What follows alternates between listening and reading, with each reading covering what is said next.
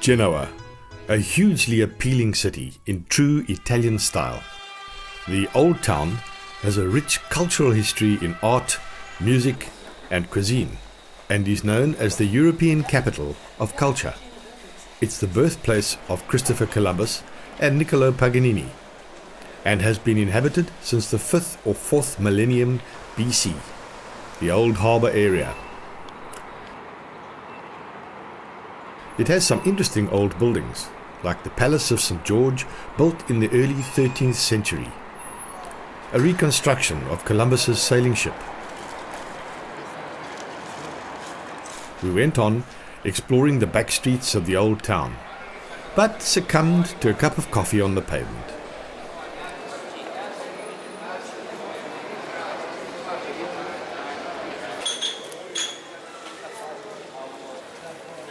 The old San Lorenzo Cathedral, built in the 12th century. You can just feel the age.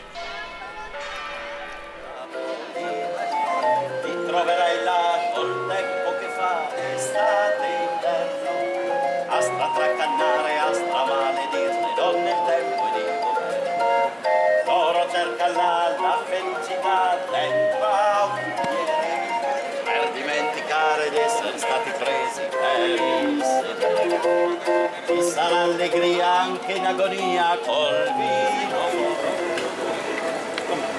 Se fai le cose o che le fai bene non le fai. Grazie, le caramelle.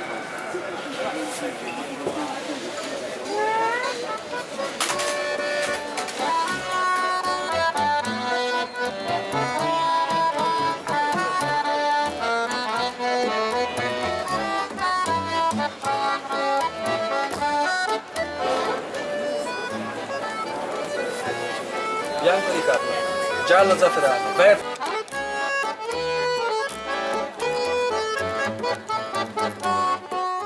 One of the old medieval gates to the once walled city. We were told that if we went up the hill behind the town, we would find the best ice cream parlour in Genoa. So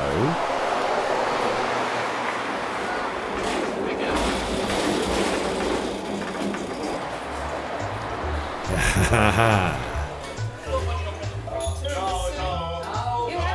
ragazzi, buona giornata.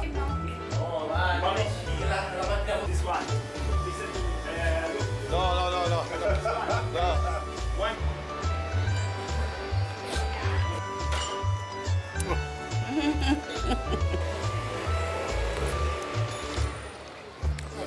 and a great view of the sprawling buildings below.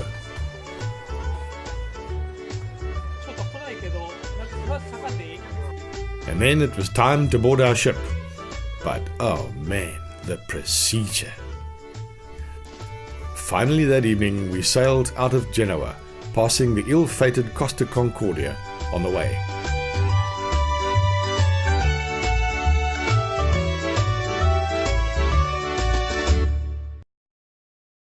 The next morning we docked in Civitavecchia, the port for Rome.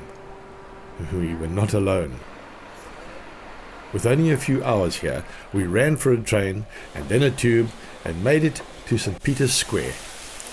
Beautiful. And although we weren't planning on going inside, it would have been absolutely impossible. Thousands of damn tourists all over the place.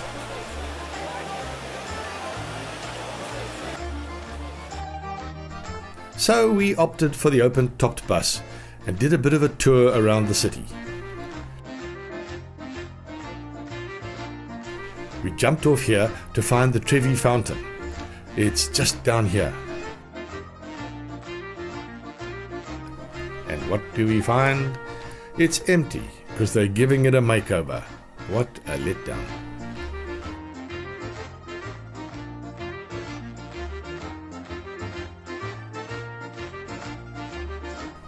So back to the bus, views through town.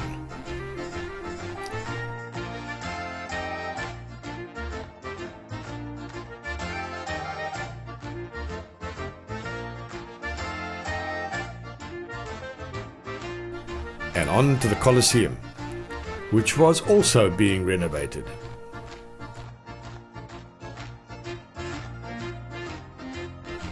and all too soon back to the ship.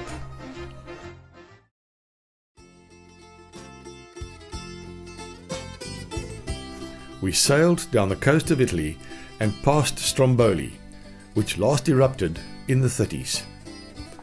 You can actually see some smoke coming out of it. Next, a visit to the ruins of the Temple of Zeus at Olympia on the Greek Peloponnesus. The Greeks idolized physical fitness and mental discipline, and they believed that excellence in those areas honored Zeus, the greatest of all gods. In keeping with this, the first Olympic Games were held in the adjacent stadium in 776 BC. It's rather a strange feeling walking through this arch and seeing the original Olympic Stadium laid out in front of you. Starting blocks and all. This is the spot where the Olympic torch lighting ceremony is held every 4 years.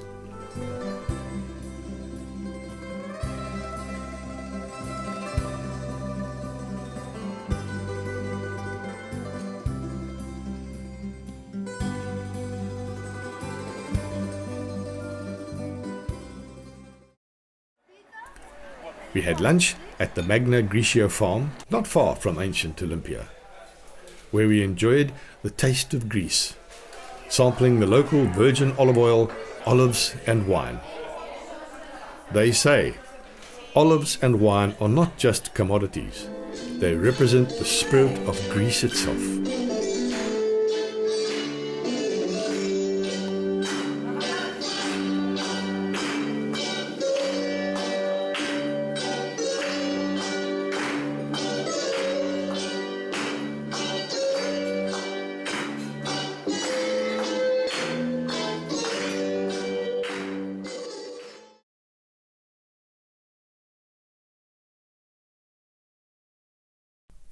We've just docked in Crete, which was the center of the Minoan culture and regarded as the earliest recorded civilization, around 3000 BC.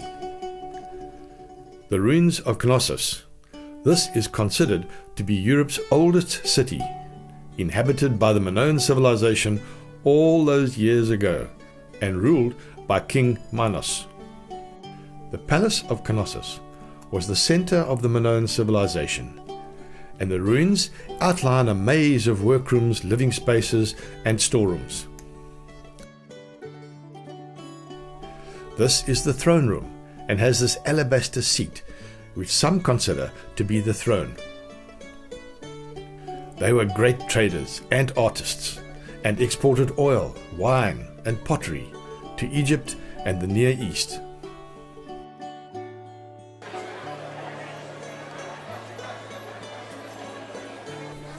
After a stroll around Heraklion, we had an obligatory drink at a little sidewalk cafe and took in the local atmosphere before boarding our ship and heading for Suez.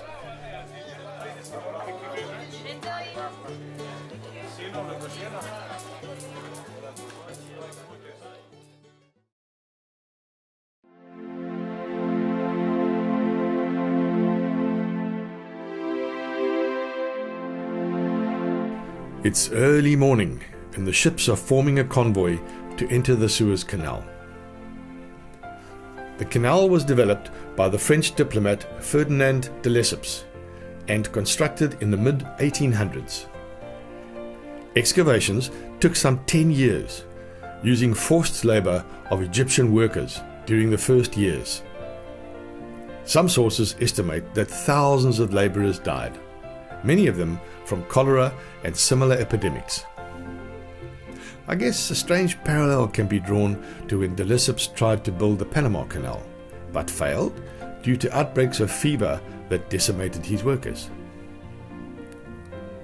After recent enlargements, its length is now nearly 200 kilometers and depth around 24 meters.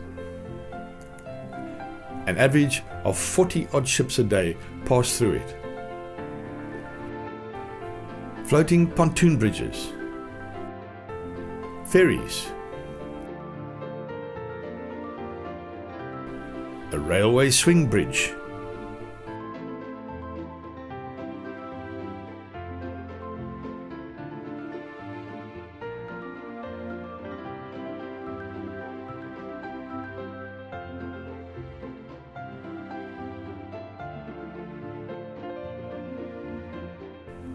More ferries.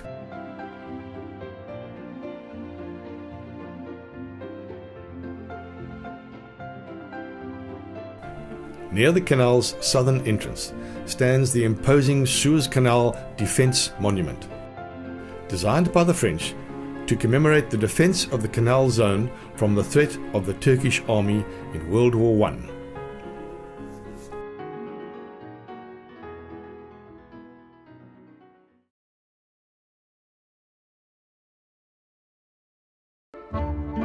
We sailed up the Gulf of Aqaba and docked in Eilat in Israel. Seems like they're short of a few cars here.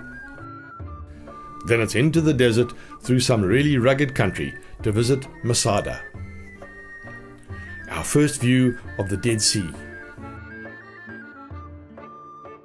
You see how far from the water these hotels are? They used to be on the shoreline. The Dead Sea is shrinking due to the regional government's short-sighted water policies that have redistributed the rivers and streams that feed it. Our destination, the fortress of Masada, up there on top of that mountain. The path leading to the top is aptly known as the Snake.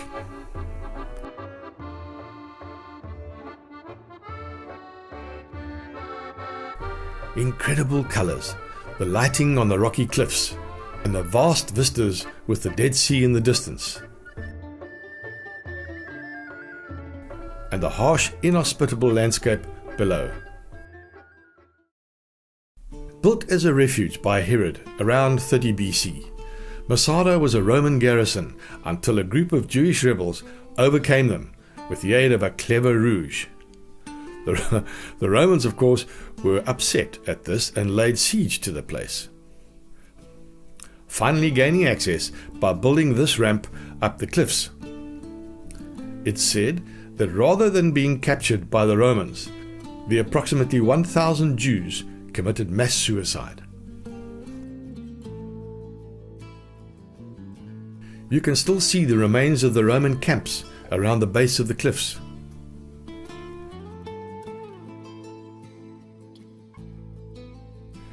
These were two of the huge water storage reservoirs. All historical information about Masada comes from only one man, the 1st century historian Josephus. On the way back to the ship, we stopped off at one of the resort hotels for lunch and a swim in the hugely salty waters of the Dead Sea. It's quite incredible. You really just can't sink. I didn't find it very pleasant though. Salty is not the word. A long shower and a hugely expensive beer was required.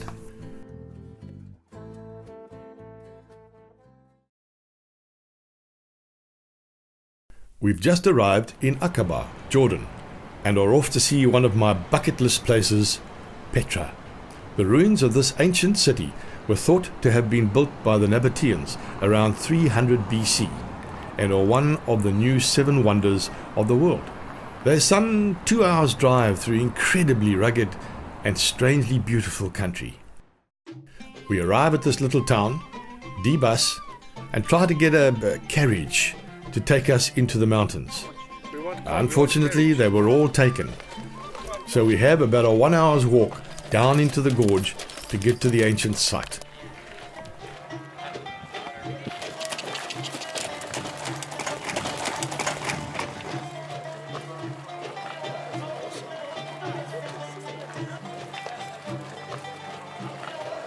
And what a fantastic walk it was.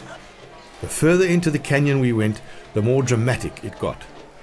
How these carriage drivers don't mow people down every day is a miracle.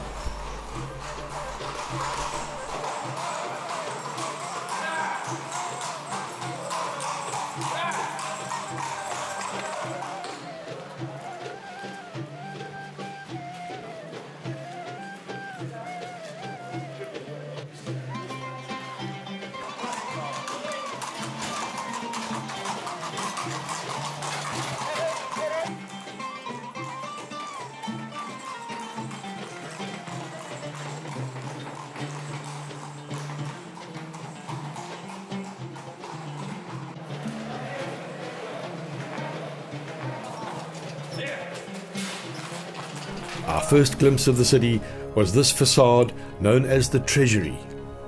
Carved out of solid rock built 2,000 years ago, a masterpiece of design and engineering.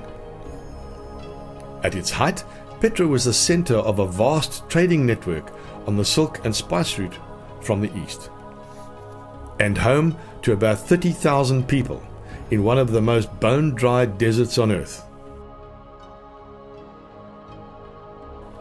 The city is in a basin amongst the desert mountains, and the occasional flash floods enable the Nabateans to capture vast amounts of water by cleverly constructed dams, cisterns, and water culverts. A truly incredible place to visit, and certainly needed more than the paltry hour or so that we spent there. After Jordan, we had 6 days sailing to get to the Seychelles, and life on board was quite hectic. First thing in the morning, we went for a brisk walk, followed by our exercise classes. Interesting.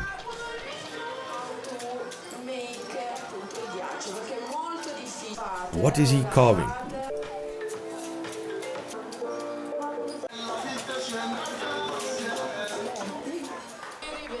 Ah, a swan.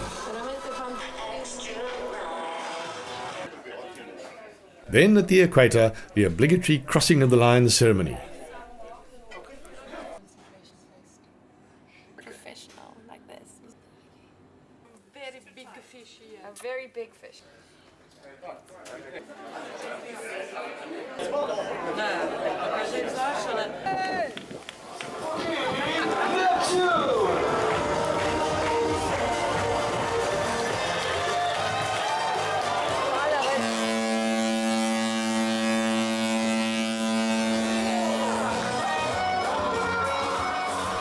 Discos on deck in the evening.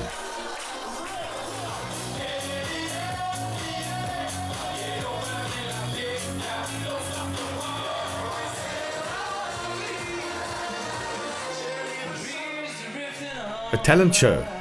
Actually, these passengers were pretty good. It's a new dawn. It's a new day. Put your sweet lips a little closer to the bone. Let's pretend that we're together all alone. You take my mind, this is fine. Goodness gracious, great balls of fire. Kiss me, baby. Our superstar, please give it up for Brian!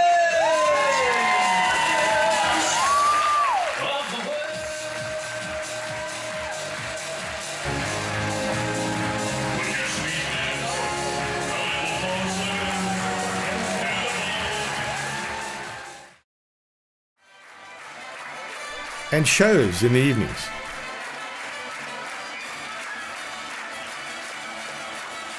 When you're alone and life is making you lonely, you can always go down.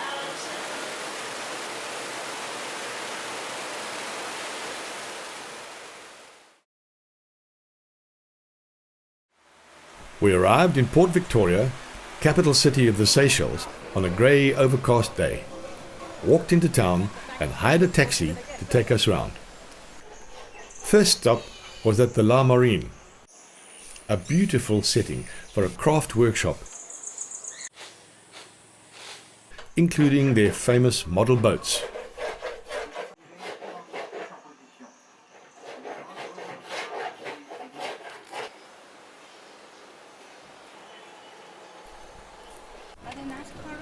On to the Takamaka rum distillery, surrounded with lovely gardens.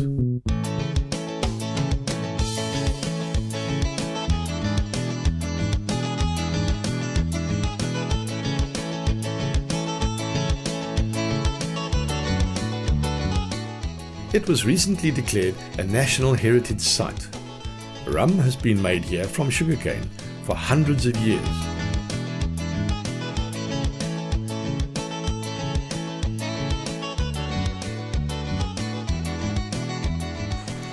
we continued down the coast, soaking up the beauty that is Seychelles.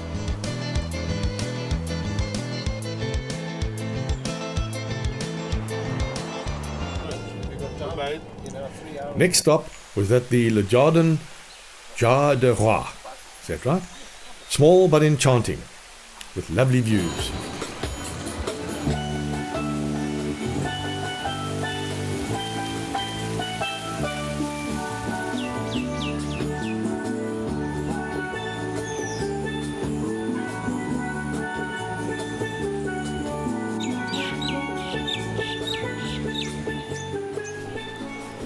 With a little shop selling their wares.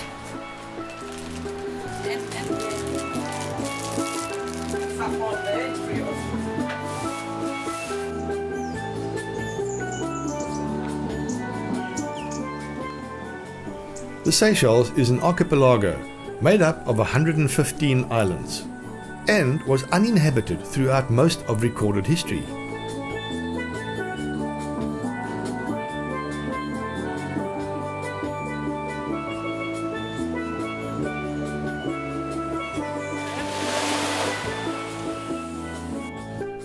We visited the ruins of Venstown, a settlement and boarding school for the children of freed slaves, started in the mid-1800s.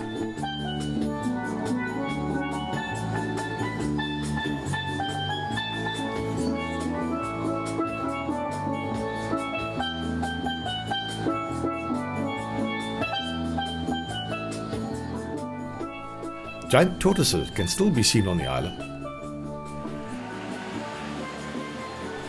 And then it was back to Victoria.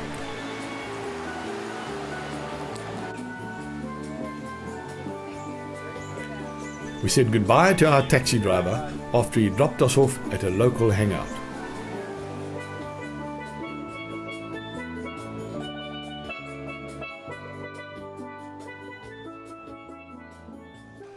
After partaking in the local brew, which was very good. I haven't really come across a bad one yet. We walked down to the market. These markets don't really differ too much in these places, do they?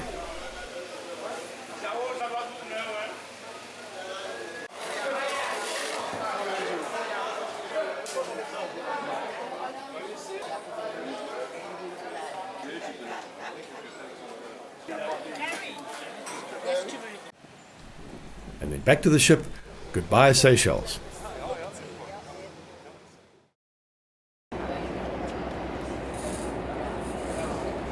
Port Louis, Mauritius. The wharf was a bit far from town, so we went across in small boats. Mauritius is a multi-ethnic society drawn from Indian, African, European, mostly French, and Chinese, and has the highest population density in Africa.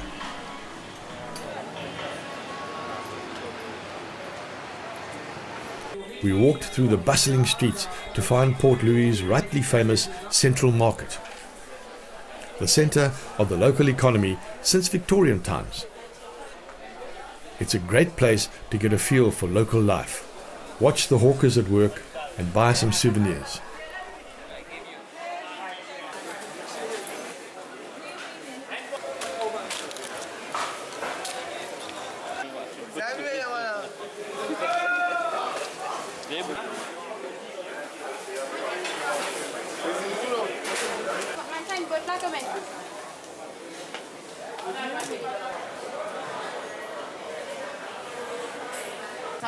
What size for you? What size?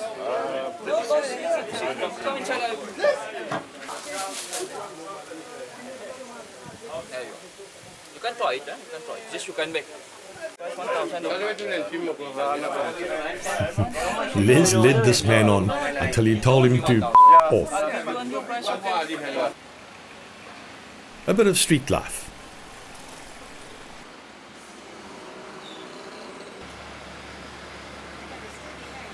Welcome, mesdames et messieurs, la gare du Nord se prépare ses options. Donc, un deuxième kebab en cadeau, 70 roupies seulement. Des kebabs, mesdames et messieurs.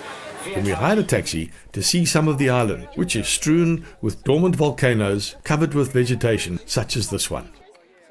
The intriguing coloured sands are found in the Chamarel area and comprise dunes of 7 different colours. They settle in layers and never seem to erode, in spite of Mauritius's torrential tropical rains. Close by are the Chamarel Falls, more than 100 metres high. The Black River Gorges National Park, with its obligatory curio shops, and one of their many religious places.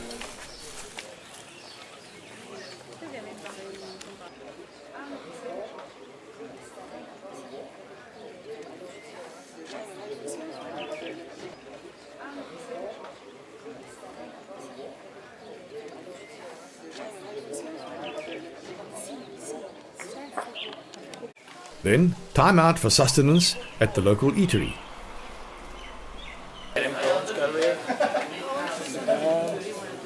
Thank you. After lunch, we paid a visit to the lovely Pamplemousse Botanical Gardens.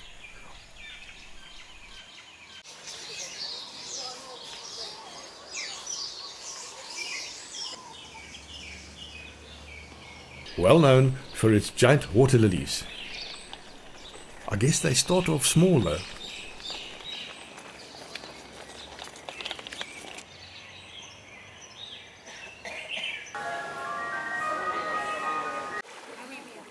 Then on to a local beach.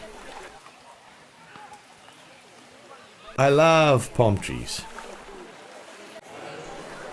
Just time for a browse around the shops on the dock and a beer while we wait for the ferry to take us back to the ship. You go, boy.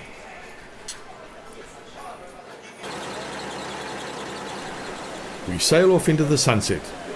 Tomorrow, it's our last port of call, the island of Reunion. It's a very rugged, volcanic island, administered by France. So we decided to see it from the air. The seat belt.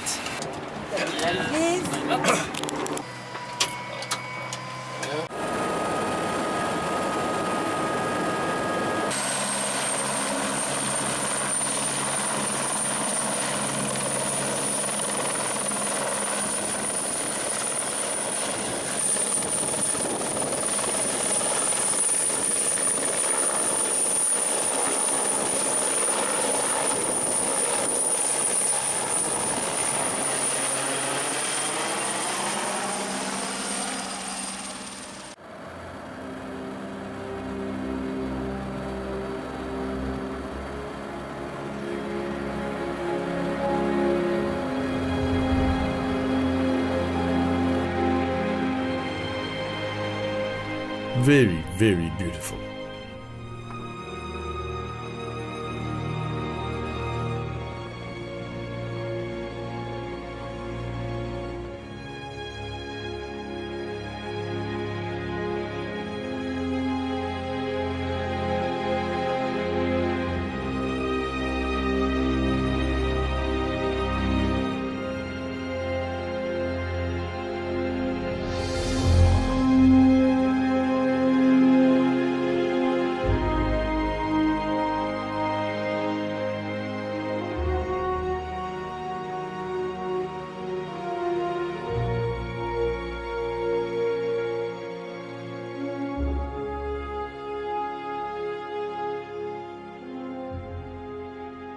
It's above a hotspot in the Earth's crust and boasts 2 volcanoes.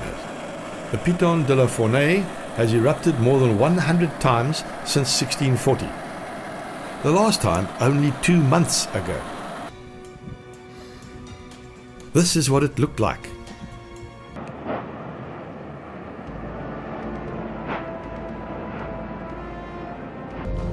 Spectacular.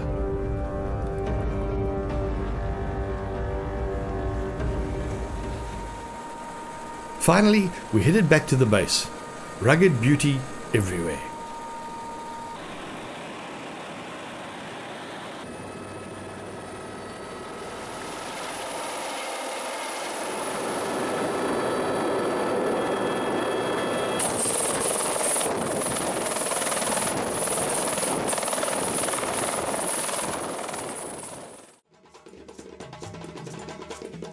The next day we reached good old Durbs by the sea, and the end of a very colourful 3 weeks.